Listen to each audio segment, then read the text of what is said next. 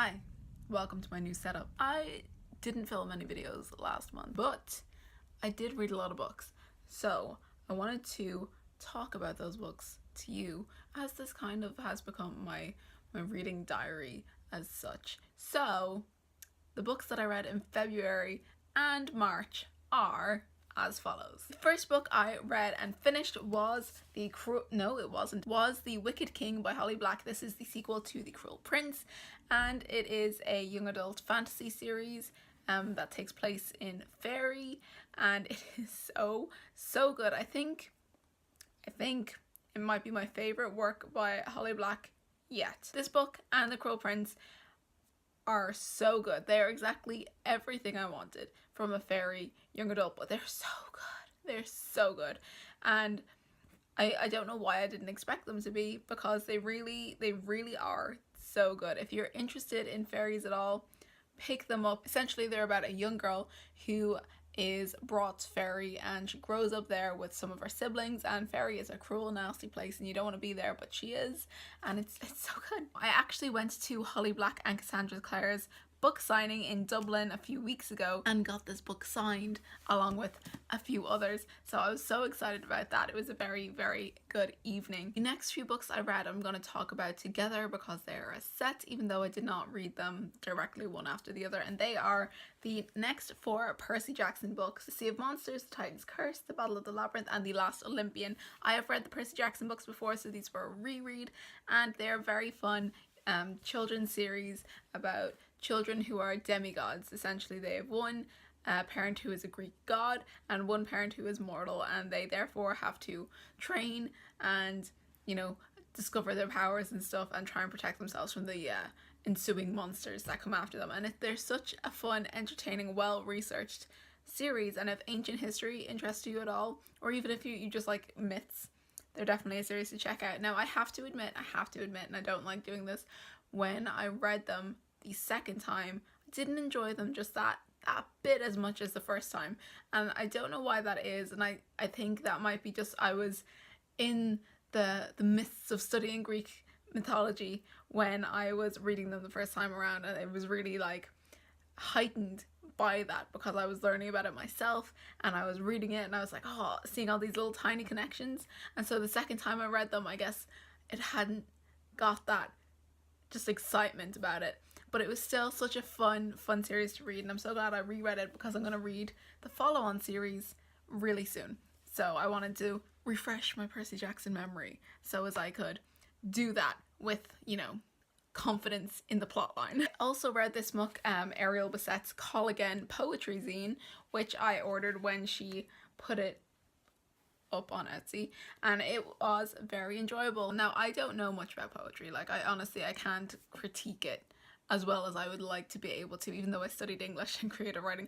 All of that, for some reason, poetry and me, we don't get on too well. But there were definitely some poems in here that I thought were very lovely. The wording and phrasing of it was very nice and very sweet, and I like being able to support booktubers, so that was exciting. Another book I read, which is a behemoth of a book, is Queen of Air and Darkness by Cassandra Clare. This book I also got signed at the Cassie and Holly book signing. Very excited to go there, though I hadn't finished this book when I went, so was ever so slightly spoiled.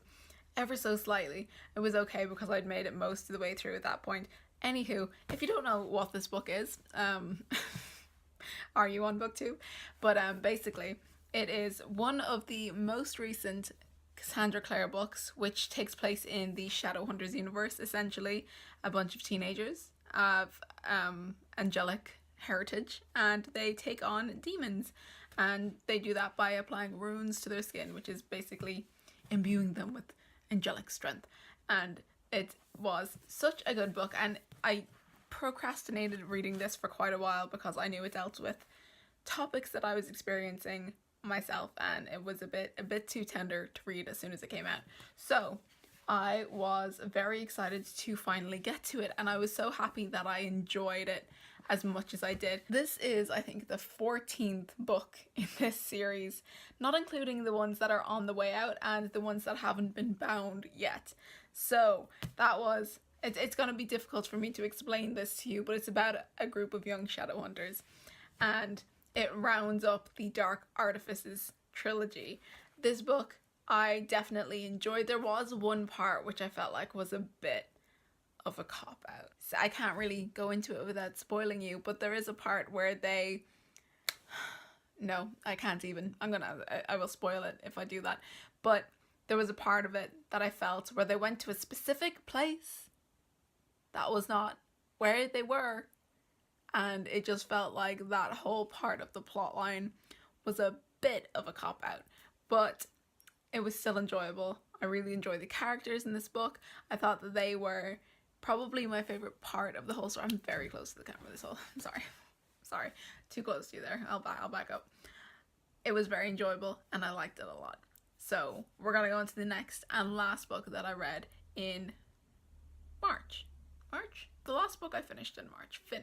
Last book I finished. Little Black Dresses, Little White Lies by Laura Stampler, and I don't have a physical copy of this anymore because unfortunately I did not love it, and so I unhauled it, as you will see in an upcoming video. Now this book is kind of like, it sounds like something I would like, but I didn't enjoy it. It was a contemporary young adult book, which is essentially How to Lose a Guy in 10 Days and Devil Wears Prada merged together. I think what got me about this book was that though it had a fun plotline, a young girl gets an internship in New York for a like really hot magazine, and she is the dating columnist, and she needs to, you know, go on dates and write about it, and it sounds like it's gonna be fun and stuff, but it just felt so watered down. It felt like there was no heart in the story, and I feel like for a contemporary story to work, you really need that heart to be there, because if it's not, it really doesn't have much else going for it. You know what I mean? Like, it was fun, it was fine, but it's not something I think I would ever read again, because if I was looking for something like that, I would watch The Devil Wears Prada, or I would watch How to Lose a Guy in 10 Days and get a much better high from it. So for that reason, I unhauled that book. There is one book left that I am currently reading and will probably finish sometime next week, and that is Rebecca by Daphne du Maurier, which I'm hoping I'm saying right. This is a modern classic, and it is essentially about a young girl who is a companion to someone who is traveling, and she meets, while she is in Monte Carlo, a very wealthy Maxim de Winter, who is a guy from England or somewhere like that. I forget actually where he's from, and he owns an estate called Manderley. They marry while she is away, and then she is brought back to Manderley, his estate, where everything there reminds her of his previous wife Rebecca, who died under mysterious circumstances. So far it is quite slow paced, but it is beautifully written. Oh my goodness, the descriptions are gorgeous. I'm loving, especially like the beginning when it opens like describing Manderley, and it's so pretty and gothic and just lovely. But I'm really hoping that it picks up a little bit soon, because I would like the plot to get going. At this point I'm about 150 pages in, and I would just like a little bit of action.